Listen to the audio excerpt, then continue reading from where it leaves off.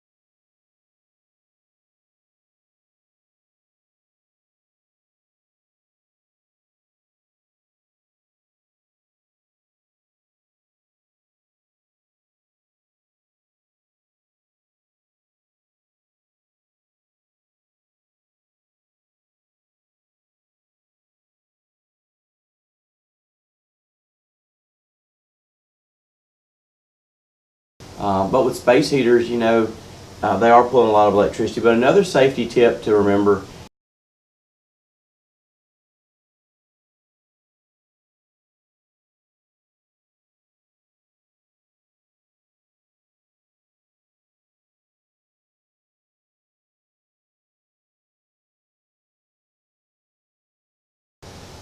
because it does prevent the fire. It doesn't overheat it to the point that it gets to its ignition temperature.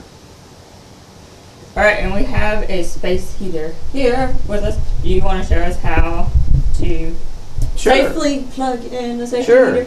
Sure, we can do that. So you're going to move, and I think it's going to come off. Are you ready? Yes. Just you want to have the area around the space heater free of debris. We've got our area around it that's free. There's nothing close. This chair is possibly a little bit too close, although the space heater is forward of it, so it's behind it. We're good. The area in front of it is the area we're really concerned with, where the heat comes out. Because when you turn the heater on, obviously it does what it's designed to do, and it generates heat to warm. But if we had clothes hanging right here above it, or maybe it was under some curtains or things like that, we could easily get them too hot and they could cause a fire. Right. And what are any other safety tips that you have for people who use space heaters since it is so popular? Okay. That stinks.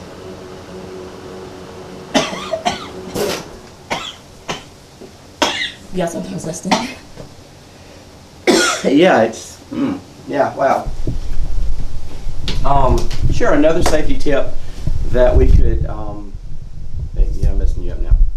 Another safety tip might be with gas heaters, whether they're space heaters or central units, make sure you have a carbon monoxide detector in your home. Obviously, just like with your smoke detectors, you want to check those batteries and make sure they're operational. Usually around the first cool spell of the year, the fire departments respond to several calls for gas in the home or something that smells like it's burning, and it's the dust burning off of the space heater or off the heating unit because we haven't used it, and that dust is there, and the first time you use it, it's kind of smelly sometimes. But that carbon monoxide detector can save your life. You know, hopefully your gas heat is properly maintained, it's cleaned, it's serviced and ready to go. But if something does malfunction and it starts to generate carbon monoxide, that detector will go off early enough to give you time to get out of the house. If your carbon monoxide detector or your fire alarm go off, the first thing that we urge people to do is get out of the house. You know, get away from the hazard. Let's deal with that. Dial 911 and the fire department, the gas company, the appropriate officials will come and will fix the problem. All right. How about that? Is that